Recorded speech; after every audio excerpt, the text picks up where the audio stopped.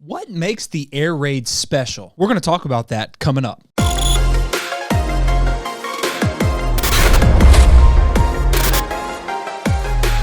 Hey Coach McKie here, and welcome to my channel. If this is the first time visiting my channel, let me tell you what it's about. Football, offense, defense, special teams, interviews, any and everything that has to deal with football we talk about here on this channel. So if you want to be a part of that, stick around, because today we're going to be talking about the air raid. What makes it work? What makes it not work? What you can do, what you can't do, what are the pros, what are the cons? So let's dive into it.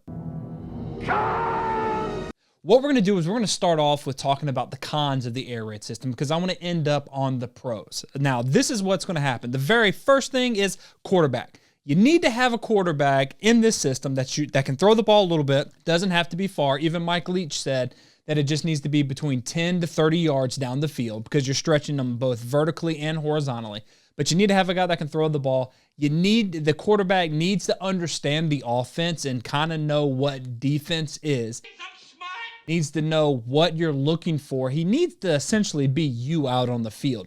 The reason why is because this kind of formation, this kind of offense, is put a lot of burden on the quarterback. And I talked to a really smart coach. He's like, hey, I'm going to give everybody else on this field a wristband, and that's going to tell them exactly what to do. I need my quarterback to know everything. And he tied it into being a standardized test. What if you had two choices? You had one choice, you had to teach everybody everything, and then they go about their day, and then you're judged as the teacher. Or two, you can give 10 out of the 11 people the answers, but you just have to coach up one that has to be right. He said that is what the air raid is. Your quarterback has to be right, has to understand everything. Two, you need to have good wide receivers. A lot of people are going to say that they want to go air raid because they've got some quick guys. It doesn't matter if they're quick if they can't catch. Your guys need to be good. They need to be able to catch. You need to have more than one of them. 3 at the most. That is the least amount you need in order to run the air raid. If you have 2 and then that's it, you can't do that. So you got to have 3 good wide receivers, and they have to be able to both block and catch. If they don't, you're screwed. 3, you need to have a halfway decent center. What I mean by that is he needs to call the line. He needs to know who's picking up who and everything like that, and he needs to snap. A lot of people are going into the shotgun with horrible centers that are snapping it all over the place like that, and then they're upset with their quarterback. That's on their center. Now, you can do a couple of things to alleviate this. You can dead ball snap. You can get a lot more practice snaps, or a lot more snaps in practice. You can do different things like that, but your center needs to be able to consistently snap the ball, and he needs to be able to understand defenses enough to point, hey, we need to block this guy, we need to block this guy, and everything like that. The fourth one is you need a catching running back. Here's the thing. A lot of kids or a lot of coaches think, hey, I'm going to have a running back and he's going to get 1,000 yards. But they don't understand that you have to have a guy in the backfield that can catch and is a threat, because a lot of teams your running back's not going to be able to block. I'm sorry, he's not going to be a very good blocker. Now, you can stress that and you can work on it over and over again and take him from sucking to decent. But if you put him in a pass and you actually make him a threat out there, then defenses, when they blitz you, your quarterback will understand where to go. That is very important. Your running back cannot have 4 feet. He needs to have 2 feet and 2 hands that can catch things, okay? Okay, that's enough. All right, now let's get off the cons and let's get to the pros. The pros, the very first thing. Your practice is always structured. What do I mean by that? Well, the air raid has a certain practice. It's more of a philosophy than it is just a system, whereas everything has a purpose in practice. You can go online, you can find the practice scripts and everything like that, and it really works. Everything leads into another thing.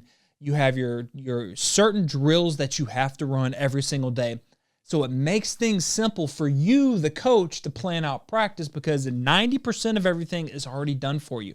The only thing you have to do is script, and even in that, the air raid has a system in place where you don't have to worry about what you're going to work on today. What should you work on tomorrow? What is everything going on? You have things in place to say, oh, we need to do settle up and noose. We need to do pat and go. We need to work on ball handling. We need to do routes on air, quick game, and drop back. We need to do 7-on-7. We need to do blitz pickup. We need to do team. Boom, you're done. You can get your entire offensive practice done in about an hour and 15 minutes, which is freaking beautiful because then you can get your kids off the field and have them excited about the next day worth of practice. 2, you are always in the game. EA Sports. It's in the game. I equate the air raid offense to being a really good three-point shooter like the Warriors.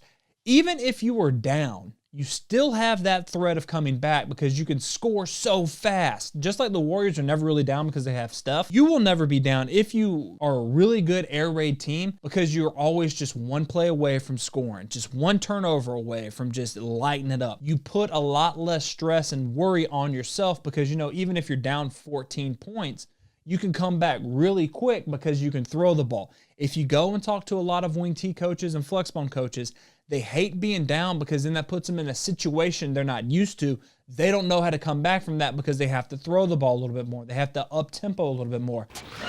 It's true. With the air raid, you don't have to worry about that. Oh, you're down 14 in the second quarter. That's fine. One stop, boom, boom, we're back in it.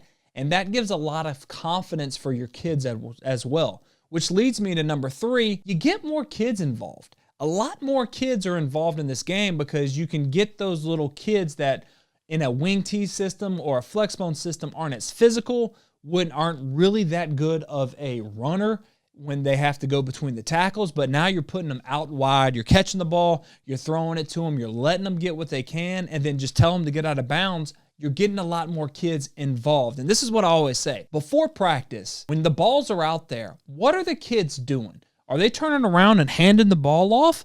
Or are they throwing around with everybody, pretending like they're Randy Moss and Juju Smith and all of that stuff? That is what the kids want to do. So when the kids know that that's the type of offense you run, they're going to come out, they're going to recruit their buddies, and your program is going to grow. And then the 4th thing that I freaking love about it is game planning is very simple because of the way you structure things game planning-wise with the air raid. You have fields. You go, okay, this is the backed up area. I'm only going to have certain plays. This is the open area. I'm only going to have a couple of plays. This is the red zone. I'm only going to have a couple of plays. And a lot of those things don't change throughout the year. Why is that important? Well, 1, you're not wasting time going in meetings going, what are we going to do? What play are we going to run now? I wonder what to do. You don't have to do that because once you set it up in the beginning of the year, you have your entire freaking play call done about 80% of the time. Done. You're good. You're golden. Now you're just working on the open area, and that is where the game planning comes in. So you're not spending so much time in meetings every Sunday, wasting time worrying about new plays, trying to install new plays, all of that. Everything is already in for you. And then the reason why you can have that small game script when something's like this and that's it on Friday, Saturday, Sunday nights is because you've already worked it over and over again in practice with the mental reps and everything. So you know it here, so you really don't need to look down at the script. You already know the play. So should you run this offense? Is this something that you need in your playbook or need in your program to get it going? Well, you got to ask, do you have a quarterback that you trust? Do you have at least 3 wide receivers? Do you have a running back that can catch the ball? If yes, then go ahead and run it, man, because you will be surprised at how much excitement your kids are going to have, how easy it is for you, and how much your fans will love it when you're just lighting up score. All right, so this is a series that I'm going to do. Next is going to be the wing T. So if that's what you like, go ahead, hit that subscribe button. Let me know in the comments what else you want to do. And until next time, let's continue to score points, have fun, and win games.